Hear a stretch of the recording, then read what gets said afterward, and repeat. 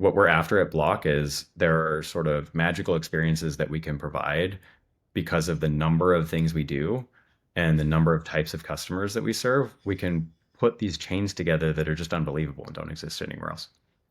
Yeah, no other company in the world is pushing Bitcoin forward like you guys. And it's really come to the forefront in the last year because you've also released Proto, your Bitcoin mining rig, which you are also very instrumental in helping bring to the world. So before we wrap up, I'd love to hear about you guys diving into mining, what that process was like, and the difference between designing a self-custody solution to building a Bitcoin miner. Yeah. So for Proto, we got very interested in this because, we believe in Bitcoin as the native currency of the internet. And a big part of that belief stems from Bitcoin being permissionless and decentralized. And there's a lot of centralization in mining, a lot. And we started to look at the different components of that problem and figuring out where we could help. And what we realized is, hey, wait a second, we have an incredible team on hardware system engineering and even silicon design, making low-level chips that are at the core of Bitcoin miners. And we're more invested in Bitcoin than most companies out there, and we have a long-term vision around it. And being able to bring together those things plus Block resources is really, really unique. And so we got interested in and dove into Proto, and we're building chips. So the actual chips at the core of the miner, we're building hash boards. So these are printed circuit boards that incorporate a ton of silicon, a ton of different chips to hash and to mine. Systems that incorporate a bunch of hash boards and bring power and cooling technology to help manage the heat produced by Bitcoin mining, and then software on top of those. And the space is actually really different than Bitkey. It's instead of staying up at night thinking about how do we make sure that this person, if they lose this, like it's going to be fine. It's very, very deep, like system engineering problems. How do we manage heat? How do we bring together all of these different components? How do we make things easier for customers who are struggling with you know mining systems that just aren't built as infrastructure, like they're not reliable, they need to be replaced periodically, wholesale, so like lots and lots of parts being thrown out, and just not built to be upgradable. And we found that we can help answer the call for a lot of miners out there. And so we introduced Proto Rig, which is durable and repairable and upgradable. And we also introduced Proto Fleet, which is basically helps miners manage everything all in one place. So really excited about the trajectory there. Very, very different than Bitkey, but this just helps illustrate the range of things that Block is doing for Bitcoin, and really excited to bring more out in the proto space soon too. Yeah, and you guys have been designing chips for years. But when we consider Bitcoin miners and the ASIC chip, are we at the point where it's almost commoditized? Can we get much more efficiency out of these little chips? And did you guys have some breakthrough when you were designing yours? I don't think we're commoditized. I think that lots of folks in the industry would probably suggest that there's a trend towards that, and there might be. But I think what we're seeing right now is there are definitely gains to be had.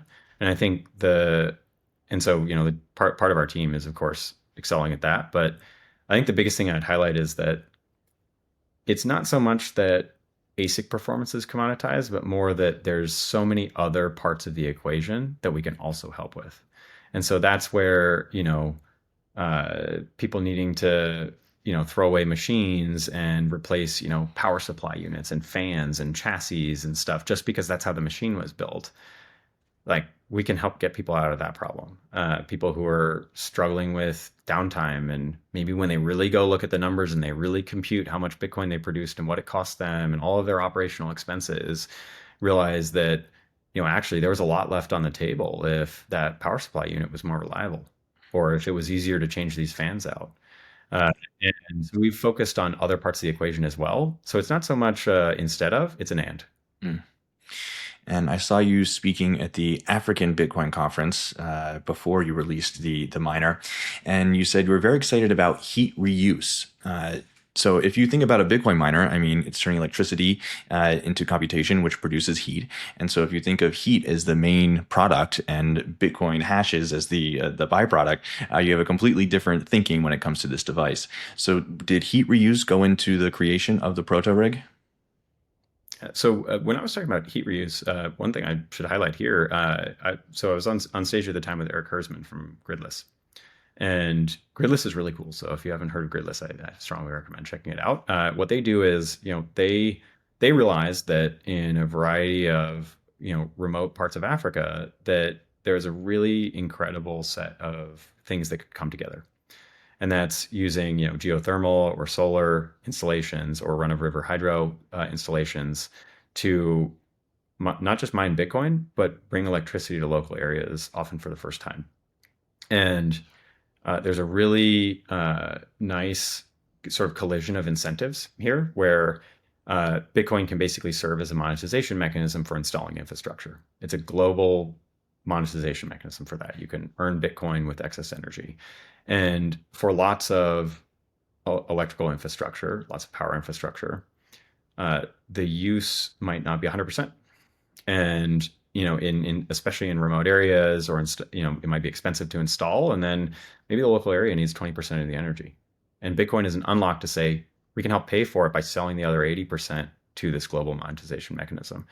And so that was part of the context of that panel is we were really highlighting that as like this is an incentive for sustainable energy infrastructure installation, and a lot more than that. And so I thought that was I just think what they're doing is incredible. And one of the things we were touching on is that heat reuse has some of that same potential. So, if you're far enough from the equator and you need to heat your home, then, you're going to spend that energy anyway. And so, part of what's behind or what's underneath this sort of profit equation for Bitcoin mining is cost of electricity and cost of energy. And, what better, cost of energy than something you were going to spend already. And so, basically, we see some significant potential in that over time. Proto rig is, as you've probably seen, is a large system, so it's not with that system, but it's something we're thinking about. Cool. Yeah. And do you think that home mining is going to be a path in the future that will lead to decentralization, or is it more just a gimmicky hobby? Well, I do love BitX, and I enjoy home mining, but I think I am most interested in, and I think we in general at Block are most interested in heat reuse and stranded energy applications for decentralization. I think there's a ton of potential there. I didn't touch on it a moment ago, but heat reuse doesn't just have to be heating homes. It can also be commercial applications. And we've seen folks experiment with our mining development kit, for example, heating greenhouses, heating saunas, stuff like this.